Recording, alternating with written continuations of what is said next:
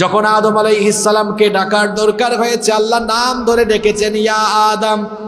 যখন নূহ নবীকে ডাকার দরকার হয়েছে আল্লাহ বলেছেন ইয়া নূহু হুবিতু বিসালামিন মিন্না।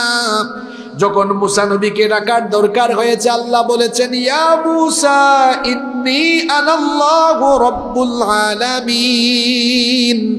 যখন দাউদ আলাইহিস সালামকে ডাকার দরকার হয়েছে আল্লাহ বলেছেন ইয়া দাউদ ইন্না জাআলনাকা খলিফাতান ফিল আরদ।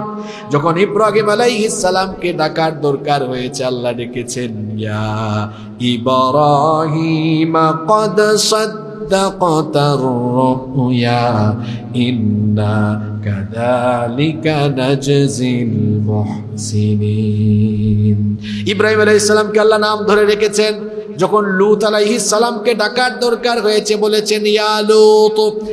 ইয়াহইয়া আলাইহিস সালামকে ডাকার দরকার হয়েছে আল্লাহ বলেছেন ইয়া ইয়াহইয়া খুযিল কিতাবা বিকুওয়া।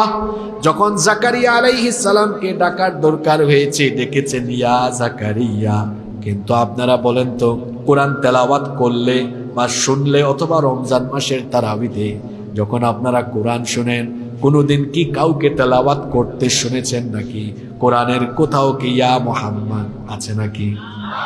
তাহলে আপনাদের মাথায় প্রশ্ন আসতে পারে ইয়া মুহাম্মদ যেহেতু নাই তাহলে আল্লাহ তার নবীকে কেমন করে ডেকেছেন?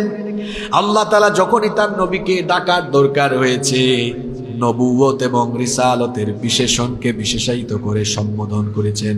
যেমন আল্লাহ তাআলা যখন ডাক দেওয়ার দরকার হয়েছে এভাবে তার নবীকে ডেকেছেন ইয়া আইয়ুহান নাবিয়্যু হাসবুকাল্লাহু ওয়া মানিত্তাবা'আকা মিনাল মুমিনিন।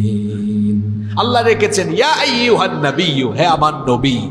অথবা আল্লাহ এভাবে ডেকেছেন ইয়া আইয়ুহার রাসূলু বাল্লিগ মা উনজিলা ইলাইকা মির রাব্বিক।